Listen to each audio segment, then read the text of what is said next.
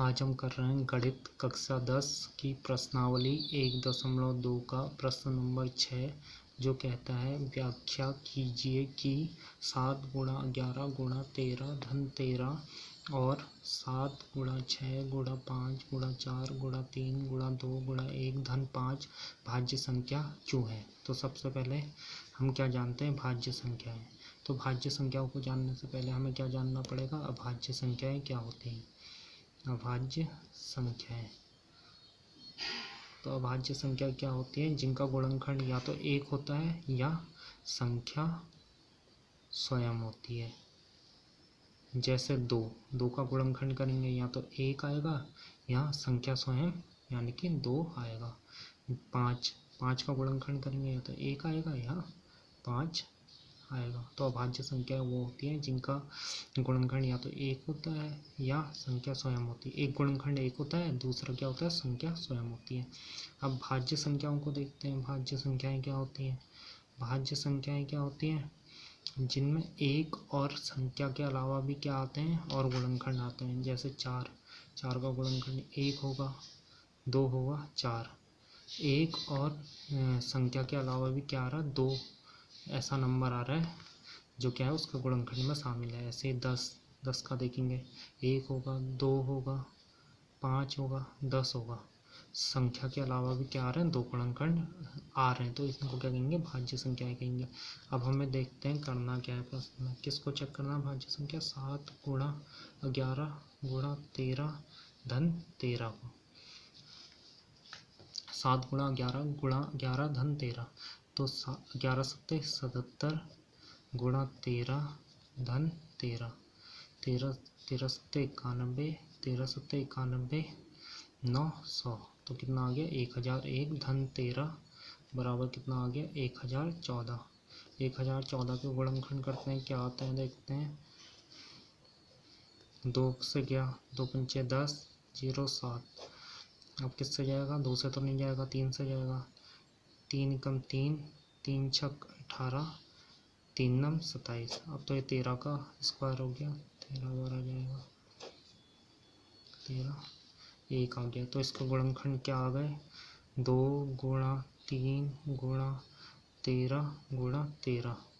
Number और 1 के अलावा भी इसमें और गुणनखंड है, तो इसलिए ये संख्या क्या है, भाज्य संख्या है, भाज्य संख्या है। अब दूसरा देखते हैं हमें किसको करना है। दूसरा करना है हमें 7 गुणा 6 गुणा 5 गुणा 4 गुणा 3 गुणा 2 गुणा 1 धन 5। तो सबसे पहले इसको गुणा करते हैं। 3 दूना 6, 6 चौको 24, 24 पंचे 120, 120 गुणा 42, बार 24, बार 24 बार 36, बार चुका 48, 50 हो गया धन 5 बराबर कितना आ गया, 5045। तो 5045 का क्या करते हैं, गुणनखंड करते हैं। 5045 5 से जाएगा, कितनी बारह, 5009। अब ये क्या हो गया, अभाज्य संख्या हो गई, इसका गुणनखंड कुछ नहीं हो सकता आगे को। तो क्या आ गया, क्या है इसका गुणनखंड, 5 गुणा 1009। इसमें नंबर और 1 के अलावा क्या आया, 5 और 1009 संख्याएं आई हैं। इसका मतलब ये भी संख्या क्या हो गई, भाज्य संख्या हो गई।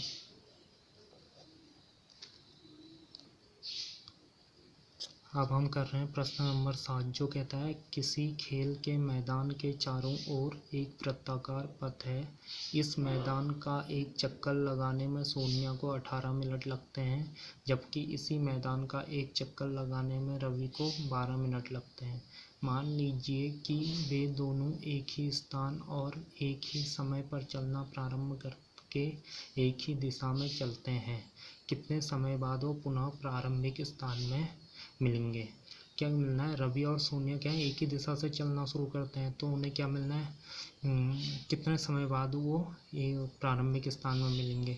तो 12 मिनट और क्या है 18 मिनट के जो समय के गुणज होंगे वो जब न्यूनतम होंगे तब वो क्या मिलेंगे, उसी स्थान पर मिलेंगे। तो ये कैसे निकालेंगे हम, इसका एलसीएम निकालेंगे। 18 और 12 का एलसीएम क्या होता है, 2 से जाएगा, 2 नाम 18, 2 छक्का 12, फिर 2 से जाएगा 3, अब 3 से जाएगा कम 3, अब किससे जाएगा, 3 से जाएगा 1 1, तो कितना आया 2 गुणा 2 गुणा 3 गुणा 3, कितना आ गया 4 गुणा 9 बराबर 36 आ गया। इसे दूसरे तरीके से भी निकाल सकते हैं, जैसे हम कैसे, 12 को क्या लिख सकते हैं हम, 2 गुणा 2 गुणा 3, 18 को क्या लिख सकते हैं, 2 गुणा 3 गुणा 3, इसका मतलब क्या लिख सकते हैं, इसे 2 की घात 2 गुणा 3 की घात 1, इसको लिख सकते हैं 2 की घात 1 गुणा 3 की घात 2। कॉमन है ये, तो कॉमन जो होते हैं उनकी बड़ी घात लेते हैं एलसीएम में।